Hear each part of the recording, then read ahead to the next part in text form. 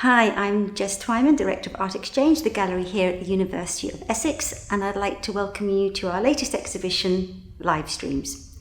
This show brings together artworks from the Essex Collection of Latin American Art, better known as Escala, and Dr. Lisa Blackmore's Global Challenges research project, Entre Rios.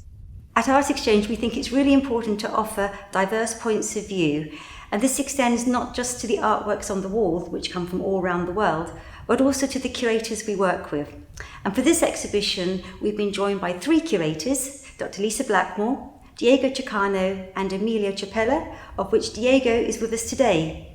Diego is very well positioned to take us on a tour, as he is both assistant curator of the Essex Collection of Latin American Art and project manager and part of the curatorial team of Entre Rios.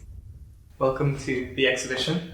The exhibition is titled Live Streams. And it starts from the premise or the idea that human activity and economic growth and urban expansion is often prioritized to the expense of bodies of water.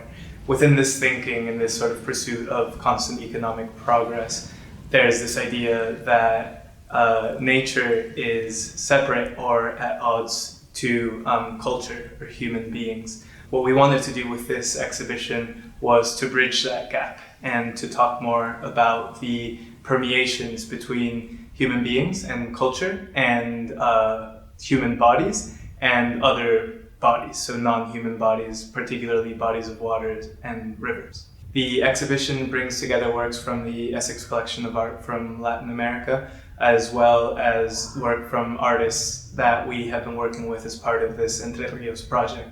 It has been going on since 2018, but has reached a new sort of digital phase since around May of last year. So this artwork is by the Mexican artist Emilio Chapela, who also co-curated the exhibition, and it's called Tequendama Fall. Tequendama Fall is a waterfall in Colombia that's part of the Bogota River, which is a very contaminated and ailing river. Emilio has actually never been to Tequendama Fall. He's never seen it in person, but he had a dream about it after having several conversations and seeing several images of it from colleagues that we were working with as part of this Entre Rios project. In his dream, Emilio was at the top of the waterfall and he could see himself dropping a camera down the waterfall into the polluted waters of the Bogota.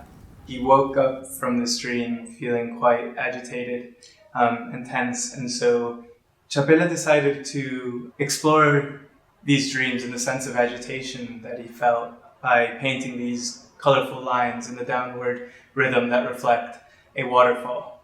He also then realized that it resembled a colorful parachute. With this artwork, he wanted to become more attuned to the act of falling, to be more patient and while staying in contaminated waters in the hopes of healing. Upon entering the gallery and turning to the left, you'll see all the artworks from the Essex Collection of Art from Latin America. They're all installed on this side of the wall together and separate to the artworks from the Entre Rios project because we wanted them to serve as a contextualizing gesture for the rest of the exhibition. So all of these artworks speak in some sense to this artificial and problematic separation of nature and culture. They give the viewer a general introduction to that topic, which is then expanded on by the Entre Rios artists throughout the rest of the exhibition. This is an artwork from the Essex Collection of Art from Latin America by the Brazilian artist called Martha Niklaus. The artwork is titled Construção Popular, which translates to popular construction. Upon first glance, it really resembles a sample of a very popular construction technique in Brazil called pau a pique. This construction technique was used by Brazil's original inhabitants, and it continues to be used to this day. The materials it uses are in abundance and essentially free, so it's quite a sustainable way of building shelter. All the construction technique uses is bamboo and clay. So when read like this, the artwork seems to be a nod to the popular in Brazil to traditional crafts. However, it also references the grid, which is essential for urbanization, for modernization, and it's also the key part of modern art. So, by reconstructing the grid with earthy materials such as bamboo and clay, Niklaus infers a meeting of Brazil's landscape with urban development, and therefore infers a meeting of nature and culture. The artworks from Entre Rios artists focus a lot more on the body. The artist's practices are a lot more about becoming attuned to different bodily functions and bodily flows. And this is because the body can be thought of as the first interface through which we establish ethical relations towards others. So by sensing and manifesting empathy towards other bodies, you begin to build more ethical relationships with them. The artists from the Entre Rios projects use practices such as breathing exercises, meditations, and performances like the ones we're going to see by Eulalia de Valdenebro to highlight the permeability and the porosity of the human body and bodies of water, and therefore highlight the fact that their well-being is mutually dependent. Eulalia de Valdenebro is a Colombian artist who has worked with Entre Rios and contributed 3 videos that are part of her Cuerpo Permeable series, which translates to permeable bodies.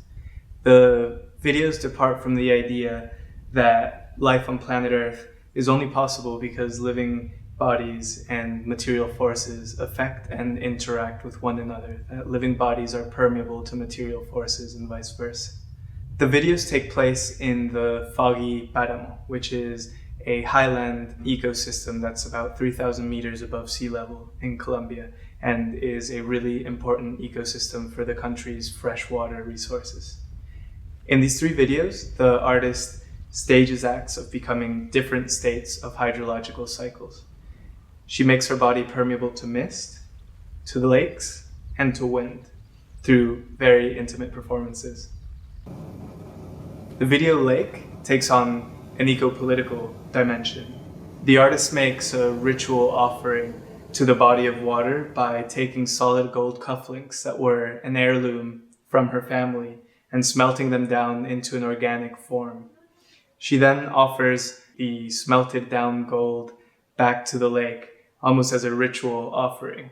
By doing this, she attempts to reverse the process of extraction, which exerts pressure on the country's páramos, where mining agendas push into protected ecosystems.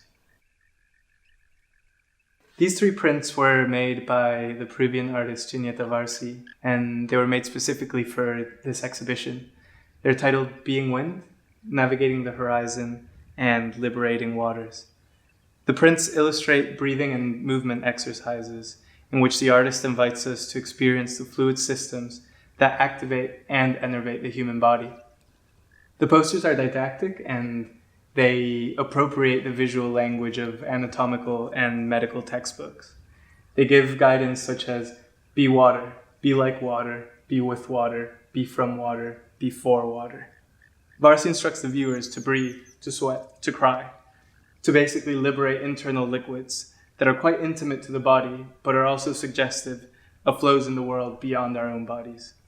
The exercises draw on scientific principles such as homeostasis that bridge human and non-human life forms. Just like our bodies always seek to return to homeostatic balance, to a state of equilibrium, rivers do so too, in an attempt to repair the malaises that affect them.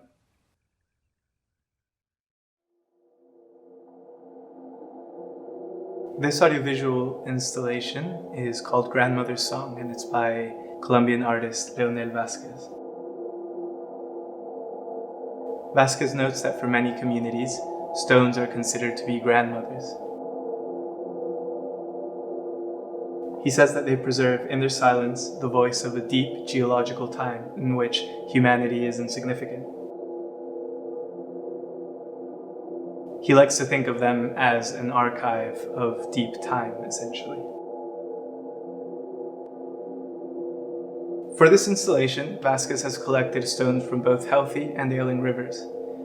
He collects them, he cleans them, and he cares for them, and then sets them to spin on a gramophone-like contraption that liberates the voice of these grandmothers.